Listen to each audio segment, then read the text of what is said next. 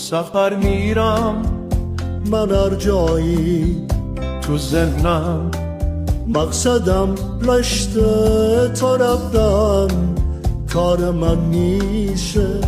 دلم در حال برگشته، سفر کردم به جایی که دلو دیرم و دادم رفت، انقدر کور بودم از بستر، چمدونم و یادم رفت، چمدونم و یادم رفت.